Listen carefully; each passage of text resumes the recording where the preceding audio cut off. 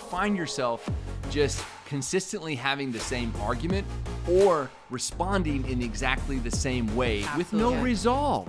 Your blended family has a 100% chance of success when you do it God's way. We are Blended Kingdom Families, and we want to provide biblical resources to heal and restore families with a message of hope for the next generation. Let's get after it.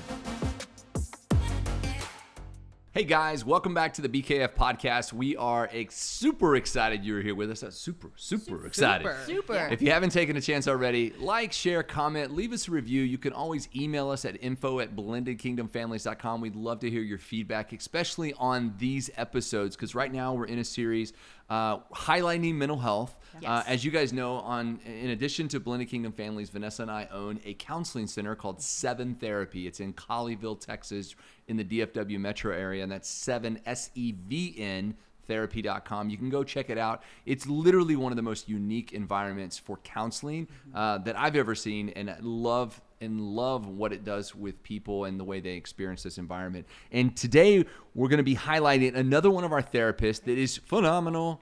So, Vanessa, take it away. Y'all. So we have our therapist and friend, Alicia Williams. Hey, y'all. Welcome, friend.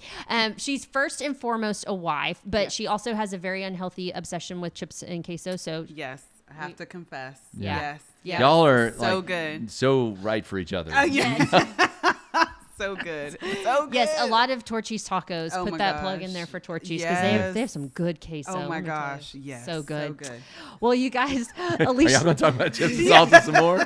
I know mean, what it y'all could wanna be talk about therapy here. in itself. I Yeah. know. Yes, good. exactly. Well, you guys, Alicia is also an LPC associate here at 7. She specializes in couples therapy, including premarital and marriage counseling and young adults. She utilizes a cognitive, behavioral, and solution-focused therapeutic approach to help others achieve freedom through the therapeutic process. Alicia hopes to help others learn more about themselves and use that knowledge to become the best version of themselves. So, yeah, I love that. Alicia and I are kind of similar. We kind of do a lot of the same things. Yeah, So yeah. really focused on marriage, couples. Yes. I love Y'all do some pre-marriage. teams, Yes. too. Yeah, pre-marriage Yeah. counseling is one of my favorite things in the world to Yeah. do. In fact, we've even had we're counseling couples, Yeah. and you're counseling one, and I'm counseling the Yeah, other. yeah, So and a lot of we've done collaboration, some collaboration that way. Yeah, well, and so today's topic, and I think this is such a good one because there's been such a taboo like around counseling for so long. Absolutely. But today, guys, we're going to talk about when is it time to go to therapy and some common misconceptions about therapy with blended families because Yeah. I know that we've run into this issue in our blended family in the past, but Alicia, we're just going to hand it over to you. So first tell us, for anyone that's listening, maybe they're struggling in their marriage, their blended family, maybe they're having like sibling issues with their children and stepchildren. Yeah.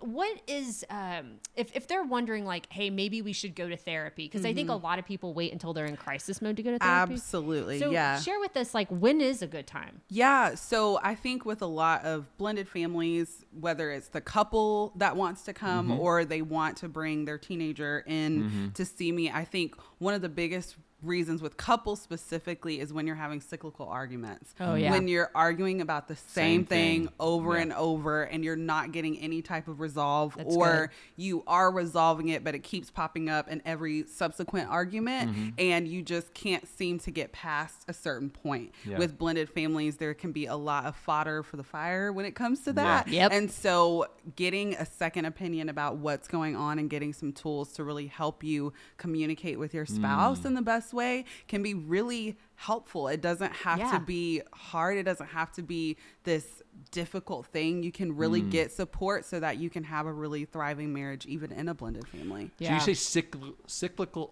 that's a hard word to say, Yeah. cyclical arguments. Yeah. So I want to dive into what that means real quick. Yeah. So think about these in practical examples. If you Absolutely. find yourself just consistently having the same argument or responding in exactly the same way with no Absolutely. resolve. Absolutely. So you're having this argument of, maybe you're not communicating correctly, or Yeah. you're always short, or you're not spending enough time with the Time. I was family. gonna say Time that. is Yeah. huge in this. Yeah. Or you seem always distracted by your phone or work. Yeah. Or intimacy could be an issue Yeah, as well. absolutely. So yeah. these things that continue to come up, whether it's weekly or monthly or every couple of months, and there's just no resolve to it. Absolutely. Yeah. Well, and I would say too, with cyclical things are typically spiritual things too. Absolutely. And so, absolutely. And what I love too about Alicia, she's also a biblical counselor. So we do biblical counseling at 7. And so what I think is so great about counseling too, it's not only are you dealing with just practical, but it's the spiritual component of it as well. Absolutely. And we get a lot of believers who are struggling in their marriages, and, you know, they have prayed about it. They've interceded about it. They're talking to friends about it, and we're really just not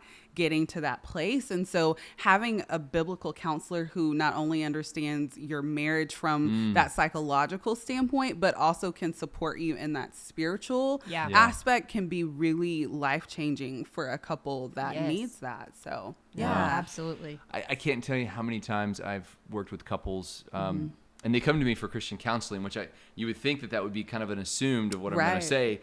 But we're sitting there talking, and I'm thinking, do you understand that, you know, the enemy wants to destroy your marriage? Absolutely. Like, you have a real enemy, right, that is coming to divide you, that's coming at looking at the things you're about to accomplish, looking at the generations you're about to affect. Yeah. And he's coming in between your marriage, and you're thinking it's this one issue. Right. And where we have to just and that's the huge benefit of biblical counseling. Absolutely. Is it takes the focus not on purely each other to understand that you are working as a team and that you are working for something bigger. Yes, absolutely. Yeah. So, talking again, we're going to go through when's the right time to go to counseling. So I love that you said cyclical, these things, the arguments are going around. Yeah. What other, maybe I'm going to call it a trigger, but really not a trigger, not like in a bad sense. I'm saying, hey, this is going on. We need to look. Yeah. What are things happening?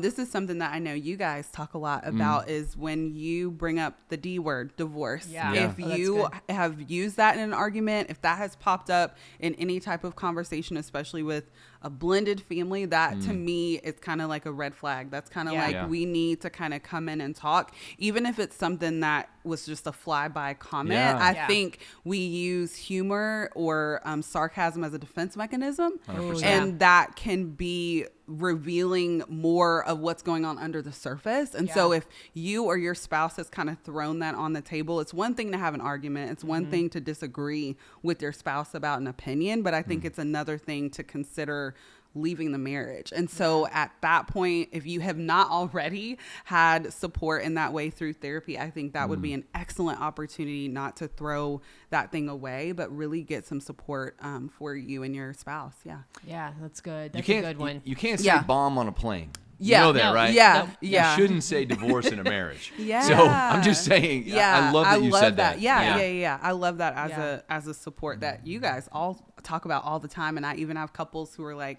we knew at that point that was when we needed to get help. Yeah. So, Well, I mean, just to be completely vulnerable, I remember the first time it was said to me in my first marriage. And I was just like, oh, wow. You know, and then when it's something that's used over and over, you then start to, again, we just talked about this on the episode with Sonia, but it was like whatever you think, you then begin to say, and then you begin to act. And so if you're starting to say, if you're thinking things in your mind and then you're starting to say them, you know, again, I love that you said that the red flag, Alicia, because I mean, that can then go to a very dark place that you don't want to go to really fast. Absolutely. Yeah. And again, we talked about the enemy loves to attack our minds. Yes. Because that's, you know, and scripture reminds us that whatever is in the heart, the mouth will speak. And so if it's attacking our mind, and Pastor Jimmy Evans uses this analogy, you know, from the mind to the heart, and then it's coming out, man, are we saying things and doing things that are bringing life, or are we tearing our spouse or our blended family down? Absolutely. Yeah. So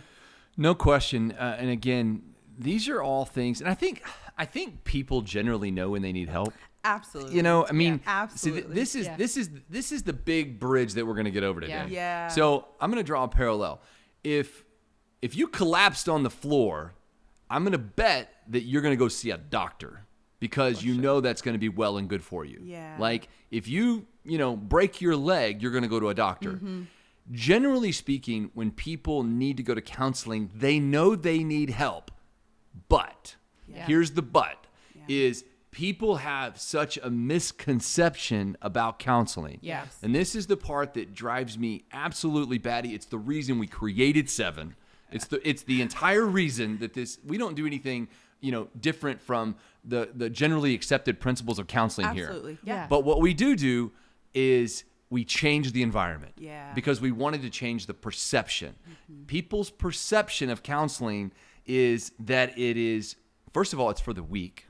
That's one perception. Yeah. That only the weak go for help. And I blame men for this a lot, especially like the 70s and 80s men, is we became so strong-willed in our own head that we forgot to teach our children that it's okay to get help. Yeah. So that it's for the weak, that's one. Two, that it's going to be weird, that it's uncomfortable, that, I don't want to go into that dark room. And of course, TV didn't help the whole thing. TV in the 80s and 90s. Sit on the old leather couch. This whole lay down yeah. and the therapist is sitting behind you like half asleep and half writing and and then just only says, well, how did you feel about that? Yeah. And then magically you're something good happens. That's not true. Yeah. And it's not just for the dark rooms and the dark places.